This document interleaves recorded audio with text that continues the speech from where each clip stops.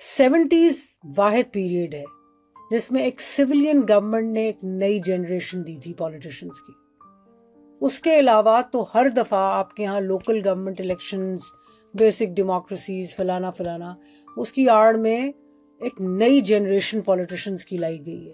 ایک نئی generation private business کی بھی لائی گئی ہے. So military is very central to the product of your elite.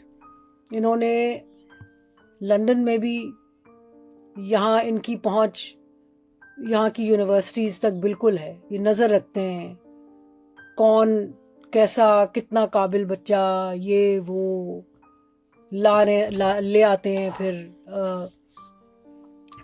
دیکھتے ہیں آکسفورڈ میں، کیمبرج میں، سواس، کنگز کالج، LSE کون کون ہے نئی لیڈرشپ میں، کون ہے پوٹینشیل جس میں لیڈرشپ ہے. تو ان کی ریکروٹمنٹ کے جو دائرہ کار ہے اس میں تو اب باہر کے ممالک بھی شامل ہوتے ہیں. سو ہوتا یہ ہے دیکھیں، اور یہ پاکستان اکیلا نہیں ہے. لیٹن امریکہ میں بھی لوگ آئے فوج کی مدد سے. لیکن ہوتا یہ کہ جب آپ آ جاتے ہیں طاقت میں تو پھر آپ کو سمجھ آ جاتی ہے کہ ایکچولی لیجٹمیٹ فورس تو ہم ہیں، اور ویسٹ تب آ کے ان کا جھگڑا ہوتا ہے. دیکھیں میں اس دن تیار ہوں گی PTI کو ووٹ دینے کے لیے. میں نہیں دیتی اس دن ہوں گی، لیکن میں PTI کی ایز اے پارٹی پوزیشن کو آئی ول اسٹینڈ بائی اٹ کہ نہیں، ہر پارٹی کا اپنا ایک حق ہے، وہ ان کو ملنا چاہیے. بٹ PTI کو میں اس دن ووٹ دوں، سپورٹ کروں جس دن مجھے لگے کہ اس کی لیڈرشپ جو ہے ایکچولی ایک سیریس انگیجمنٹ اور ملٹری کو ایکچولی سیریس پش بیک کے لیے تیار ہے. اگر آج میں ان کو ووٹ دے دوں، کل کو پتہ چلے وہ آئیں. ابھی تک تو میں کئی دفعہ پوچھتی ہوں ان کے دیوانوں سے کہ یار یہ بتاؤ کہ what if Khan comes back and he says کہ let's support the military now. مجھے جواب ملتا ہے کہ نہیں جی نہیں، اب وہ نہیں کریں گے. میں نے کہا دس از این ازمپشن. مجھے ایکچولی بتاؤ گراؤنڈ پہ کیا ہو رہا ہے. گراؤنڈ پہ مجھے بتاؤ کہ آپ کی پارٹی میں کون ہے جو کہ سیریسلی ملٹری کی disengagement from politics and economy and society پہ یا گفتگو کر رہا ہے یا سوچ بھی رہا ہے. کسی پارٹی میں نہیں ہو رہا. بائی دا وے یہ میں صرف PTI اکیلی کو کیوں کہوں، نہ PMLN کر رہی ہے نہ PPP کر رہی. سو آپ کو پارلیمنٹ میں کیا سٹرکچرز قائم کرنے پڑیں گے فوج کو کی اکاؤنٹیبلٹی کے لیے. یار میں آپ کو بتاؤں 1980s محمد علی خان جنیجو کی پارلیمنٹ جو تھی، شدید سلیکٹڈ پرائم منسٹر تھا محمد خان جنیجو، ضیاء الحق کا hand picked, non party basis پہ الیکشن ہوئے تھے. اس پارلیمنٹ میں شدید گفتگو ہوئی تھی کہ ضیاء الحق کو پہ اسٹیٹمنٹ دینی پڑی تھی. پارلیمنٹ میں گفتگو ہوتی تھی ملٹری اکاؤنٹیبلٹی کہ کم کرو، بجٹ کم کرو.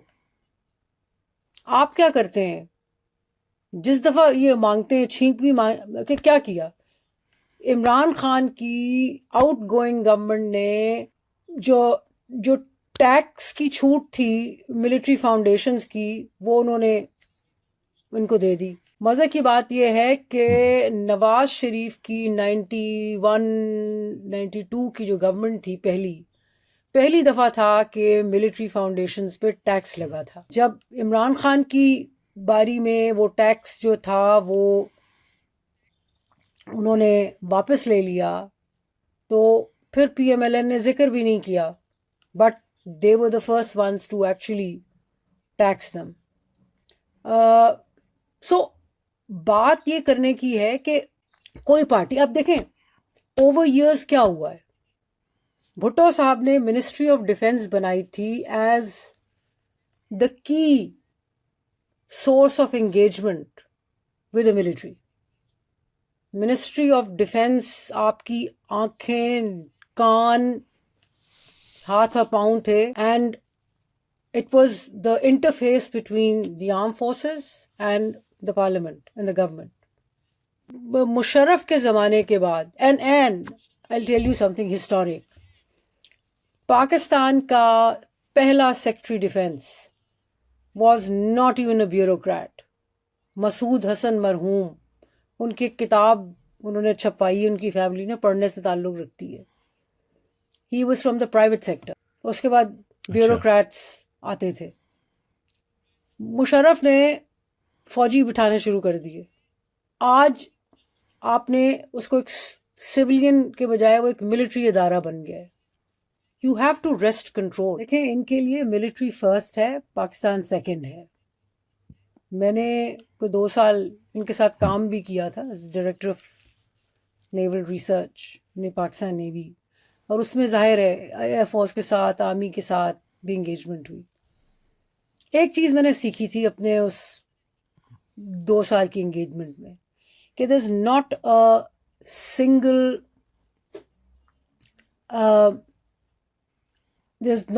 انسٹیٹیوشن، فوجی انسٹیٹیوشن، جہاں ایک بھی سویلین خوش ہو. بیکاز سویلینس کو ویسے ہی سیکنڈ کلاس سٹیزن سمجھتے ہیں. جو آپ کو فوجی کھڑے ہو کے کہے کہ نہیں میں تمہیں ایکول سٹیزن سمجھتا ہوں، سمجھے وہ جھوٹ بول رہا ہے. دوسری بات یہ ہے کہ دیکھیں ڈبیٹ کیوں نہیں ہوتی؟ کسی بھی گھر میں ایک ڈبیٹ ہوتی ہوگی. اینڈ پروڈکٹ کیا ہے اس ڈبیٹ کا؟ آپ کی فیملی میں، میری فیملی میں جھگڑا ہو جائے اور کسی کو کوئی باہر والا پوچھے، ہم کہتے ہیں نہیں نہیں نہیں وہ بھائی جان یہ کہہ رہے تھے، یا میری بہن نے یہ کہا، نہیں نہیں نہیں ہاں ہاں امی بھی یہ کہہ رہی تھیں. بات یہ نہیں کہ مختلف گھر کے لوگ کیا بات کر رہے تھے، بات یہ کہ اینڈ رزلٹ کیا نکلا. اینڈ رزلٹ تو وہی نکلا نا جس میں پاور جو ہے وہ میکسیمائز کر لی گئی ہے. اور پاور یہ میکسیمائز کر رہے ہیں. جتنا یہ کمزور ہو رہے ہیں، یہ اپنی گرپ میں اضافہ کر رہے ہیں. دیکھیں میں آپ کو ایک بات بتاؤں، جو ڈفرنس آیا ہے یہ نہیں کہ ان کی پاور کبھی کم تھی، ایکچولی بڑھ ہی رہی تھی. مسئلہ یہ ہے کہ اب شاید ان کو اس پاور کو ایکسپریس کرنے میں ڈر کم لگتا ہے. دیکھیں انہوں نے ایک دفعہ کر لیا نا ایسٹ پاکستان میں، جب انہوں نے اتنے مظالم کیے تو ویسٹ پاکستان کو تو بہت سارے ویسٹ پاکستان کو پتہ ہی نہیں تھا. اب تک کیا ہوتا تھا؟